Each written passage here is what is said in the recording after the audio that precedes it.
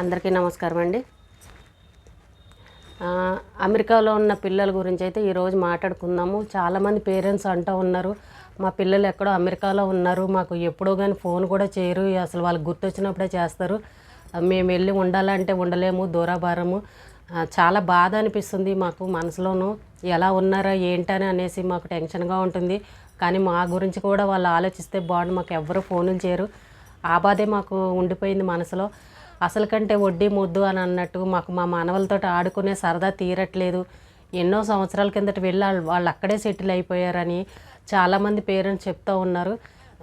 అమ్మ, అమెరికాలో ఉన్న వాళ్ళు ఎవరైనా సరే, ఆడపిల్లలైనా మగపిల్లలైనా ఎవరైనా సరే, మీ కూతుళ్ళు అవ్వచ్చు, మీరు కొడుకులు అవ్వచ్చు, ఎవరైనా సరే ఇండియాలో ఉన్న పేరెంట్స్కి మీరు ఫోన్ చేసి వీడియో కాల్స్ చేసి మాట్లాడండి అమ్మ. అలాగే మీ పిల్లలు, వాళ్ళకి మనవల మీదే ఎక్కువ దృష్టి ఉంటుంది.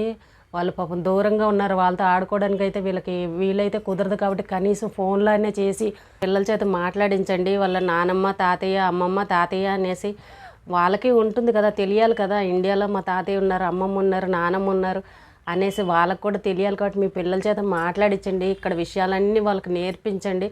మీరు ఎప్పుడు ఉద్యోగాలు టెన్షన్లు ఉంటాయి, ఉండకుండా అయితే ఉండవు, కానీ కొంచెం ఇక్కడ ఉన్న పేరెంట్స్ని కూడా కొంచెం పట్టించుకోండి అమ్మా. వాళ్ళు చాలా బాధపడుతున్నారు పెద్దవాళ్ళు అయితే.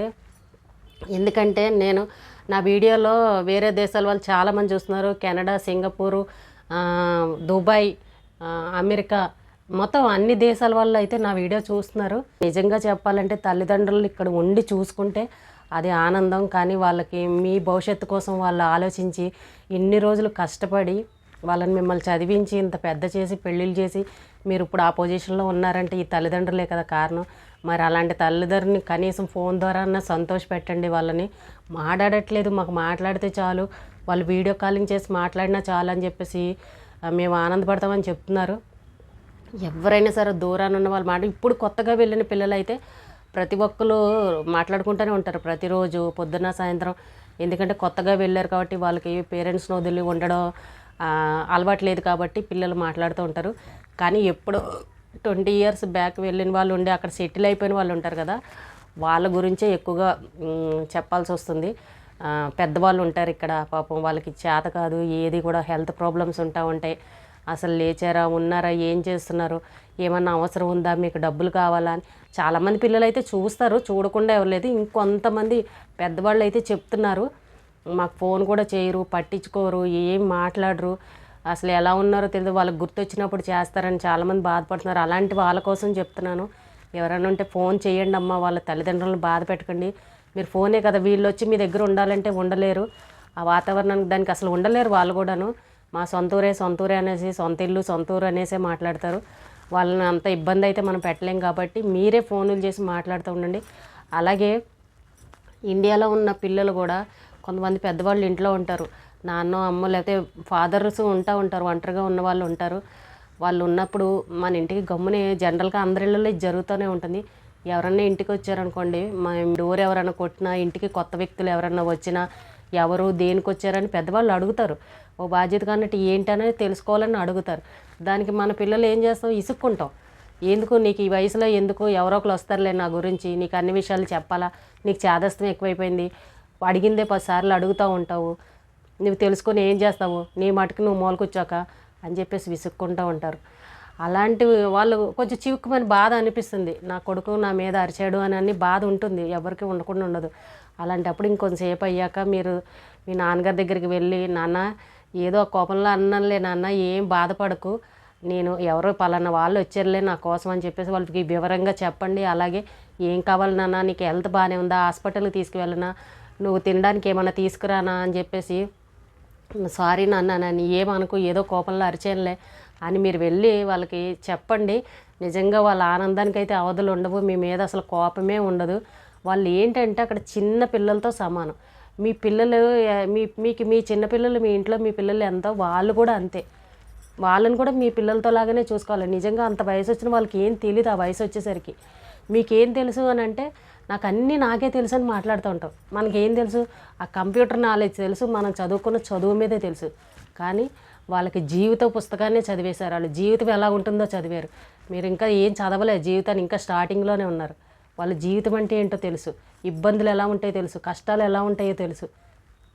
భవిష్యత్తు ఏం ఆలోచించి మనం ఈ ఈ స్థాయికి మిమ్మల్ని పెంచారు అంటే వాళ్ళకి చాలా తెలివితేటలు, వాళ్ళకి నాలెడ్జ్ ఉండబట్టే వాళ్ళు ఈ రోజున మీరు ఈ స్థాయిలో ఉన్నారు. అలాంటి వాళ్ళని పట్టుకుని నీకేం తెలీదు, నువ్వు నోరు మూసుకొని నువ్వు కూర్చో, మూల కూర్చో అని పెద్దవాళ్ళని, నాన్నల్ని అంటూ ఉంటారు కొడుకులు. అలా అనకండి. ఖచ్చితంగా వాళ్ళకి తెలిసినంత మీకేం తెలీదు. మీరు ఏదైనా సలహాలు అడిగితే నిజంగా వాళ్ళు చెప్పగలిగే పరిస్థితిలో ఉంటే ఖచ్చితంగా చెప్తారు. కొంచెం వయసులో ఉండి ఓపిక ఉన్న వాళ్ళైతే పెద్దవాళ్ళు మీకు ఏదైనా సమస్య వచ్చిందని అంటే ఇలా చెయ్యి అలా చేయని వాళ్ళు సలహా చెప్తారు.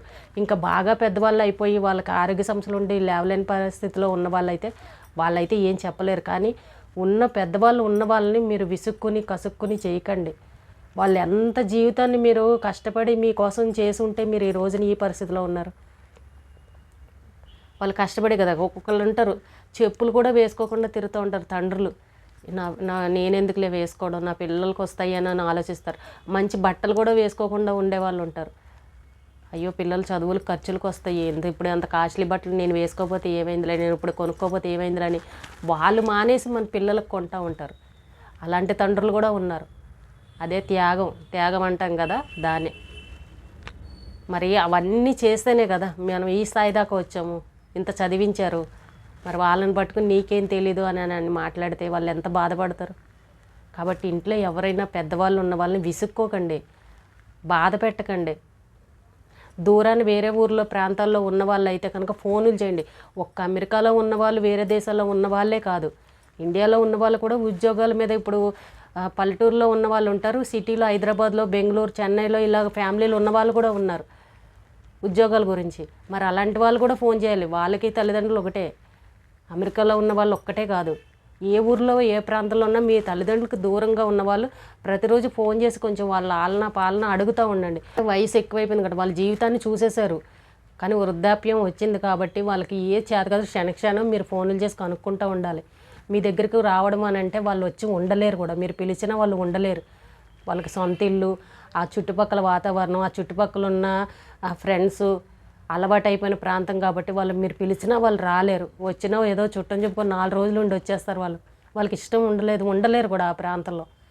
కాబట్టి మీరు వాళ్ళని పట్టించుకోండి వాళ్ళు ఉన్నంతకాలం. తర్వాత పోయిన తర్వాత మనం కావాలన్నా పెద్దవాళ్ళు దొరకరు. అందరి తల్లిదండ్రులు చెడ్డవాళ్ళే ఉండరు, అందరి తల్లిదండ్రులు మంచి వాళ్ళే ఉండరు. వాళ్ళు ఉంటారు, వీళ్ళు ఉంటారు. కానీ ఉన్న వాళ్ళని మీరు ఇదిగా చూసుకోండి, కొంచెం జాగ్రత్తగా. చాలామంది మేము డబ్బులు కట్టేస్తున్నాం, వృద్ధాశ్రమాల్లో వేసేస్తున్నాం, అక్కడ బాగా చూస్తారని, ఎవరు చూసేవాళ్ళు లేరు అని చెప్తూ ఉంటారు. కనీసం మాట్లాడండి అలాంటి వాళ్ళతో. వదిలేస్తున్నారు, వేసేస్తున్నారు కరెక్టే, మీరు డబ్బులు కడుతున్నారు బాగానే ఉంది. ఫోన్ చేసి మాట్లాడండి, ఎలా ఉన్నావు, భోజనం చేసావా, ఉన్నావా, హెల్త్ ఎలాగుంది, ఈరోజు లేచావా, ఏం తిన్నావా, ఏంటి, అవన్నీ అడగండి. మందులు వేసుకున్నావా లేదా, ఇక నేను డబ్బులు ఇచ్చేస్తున్నానులే, ఉంటారులే, ఎలాగ వాళ్ళే చూసుకుంటారు అన్నీ అన్నట్టు వదిలేస్తున్నారు. వేసుకునే మందులకి కొంచెం మీరు ఇచ్చే బూస్ట్ లాంటిది, మీ మాటలు కొంచెం బూస్ట్ లాంటివి.